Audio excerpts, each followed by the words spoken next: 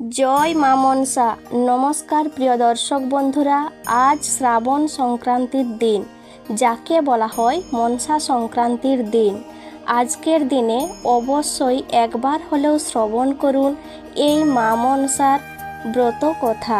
যে রমণীরা মা মনসার পুজো করেন তাদের কখনো সর্পভয় থাকে না। ধন জন দাস দাসীতে ঘর ভরে ওঠে। এবং নাগ পঞ্চমীর দিন অবশ্যই নাগপঞ্চমীর ব্রত কথা পাঠ ও শ্রবণ করতে হয়। আজ এই মনসা সংক্রান্তির দিনে অবশ্যই এই নাগপঞ্চমীর ব্রত কথাটি বা মা মনসার ব্রত কথাটি একবার হলেও শ্রবণ করুন। এক দেশে এক বেনে সদাগর ছিল।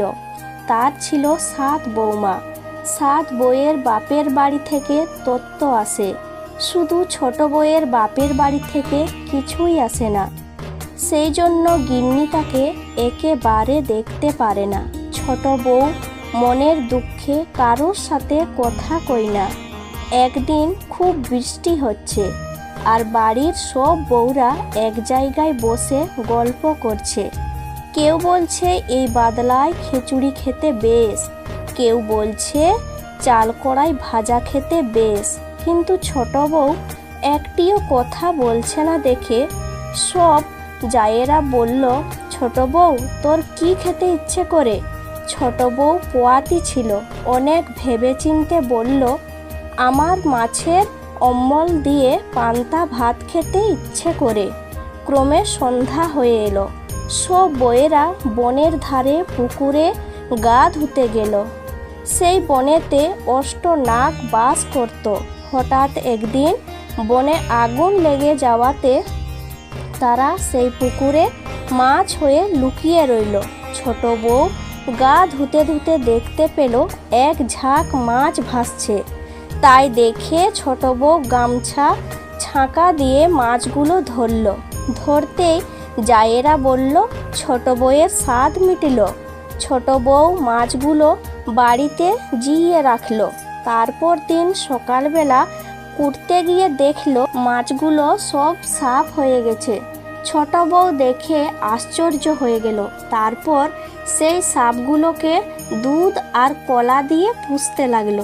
ক্রমে সাপগুলো বেশ বড় হয়ে উঠল। একদিন তারা মনে করলো ছোট বউয়ের কিছু উপকার করতে হবে।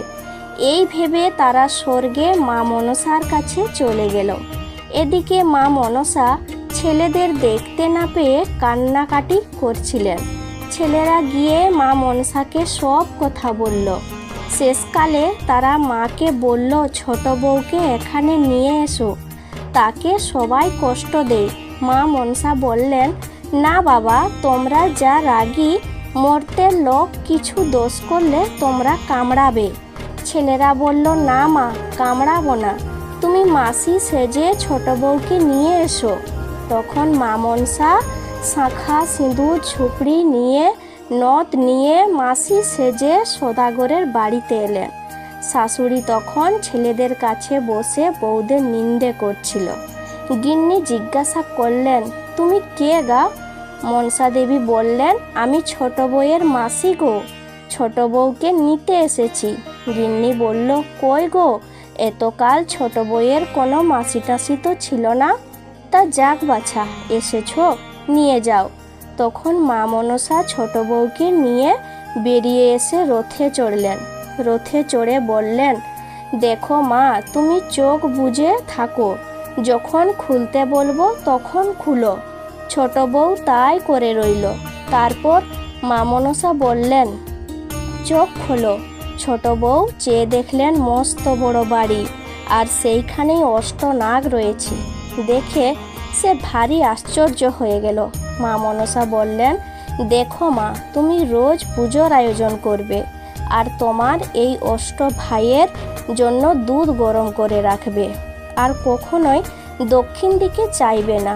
এই রকম করে বেশ কিছুদিন যায়। একদিন ছোট বউ ভাবলো, দেখি না দক্ষিণ দিকে কি এমন আছে। এই ভেবে দক্ষিণ দিকে চেয়ে দেখলো যে মা মনসা নৃত্য করছেন। ছোট বউ তা অবাক হয়ে দেখতে লাগলো। সেই দেখতে গিয়ে ভাইয়েদের জন্য দুধের কথা সে ভুলে গেল। যখন নাচ ভাঙলো তখন তাড়াতাড়ি ছোট বউ ভাইদের জন্য দুধ গরম করে দিল। সাপেরা সেই দুধ খেতেই তাদের মুখ পুড়ে গেল। সাপেরা ভয়ানক রেগে গিয়ে তাকে কামড়াবে বলে বাড়ির চারিদিকে ওত পেতে বসে রইল। মা মনসা তার ভাইদের বলল, ওকে শ্বশুর বাড়িতে রেখে আসি, সেখানে গিয়ে কামড়াও। এই বলে ছোট বউয়ের এক গায়ে গয়না দিয়ে তার শ্বশুর বাড়ি নিয়ে গেলেন। সেখানে গিয়ে ছোট বউকে বললেন, দেখো মা, তোমার ওপর তোমার ভাইরা খুব রেগে গেছে, তোমাকে কামড়াবে। তা তুমি শ্বশুর শাশুড়ি সকলের কাছে তোমার ভাইদের খুব খ্যাতি করো, তাহলে আর কিছু করবে না। তারা এই কথা বলে তিনি চলে গেলেন। এদিকে ছোট বউ বাড়ি এসে তার গায়ে এক গা গহনা দেখে খুব আশ্চর্য হয়ে সকলে বলল, এর আবার কি ঢং, এক গায়ে সোনা আর এক গায়ে কিছু নেই। ছোট বউ বলল, বেঁচে থাক আমার অষ্টনাগ সব ভাইয়েরা, আমার আবার গয়নার ভাবনা। এবার এক গায়ে পরে এসেছি, আসছে বারে দু গায়ে পরে আসবো। এইদিকে সেই অষ্টনাগ বাড়ির আনাচে কানাচে ঘুরছিল। ছোট বউকে তাদের সুখ্যাতি করতে শুনে দেবী মায়ের কাছে ফিরে গিয়ে বলল, না মা, বোনকে আর কামড়ানো হলো না, সে আমাদের ভারী খ্যাতি করেছে। মা, তাকে তুমি আবার নিয়ে এসে আরেক গায়ে গহনা পরিয়ে দাও, নইলে আমাদের মান থাকে না। মা মনসা তখন গয়না গাঁঠি নিয়ে মরতে এসে ছোট বউকে গয়না কাপড় পরিয়ে দিলেন। তারপর ছোট বউকে বলল, আমি তোর মাসি নই, আমি মনসা, আমি ফণি মনসা গাছে থাকি। তুই আমার পুজো পৃথিবীতে প্রচার করবি, দশহরা নাগ পঞ্চমীর দিনে পূজা করবি।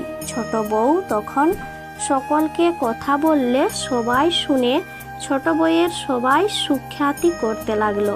তারপর সবাই তাকে ভালোবাসতে লাগলো। সেই থেকে তারা মনসা পূজা খুব ভক্তি ভরে করতে লাগলো।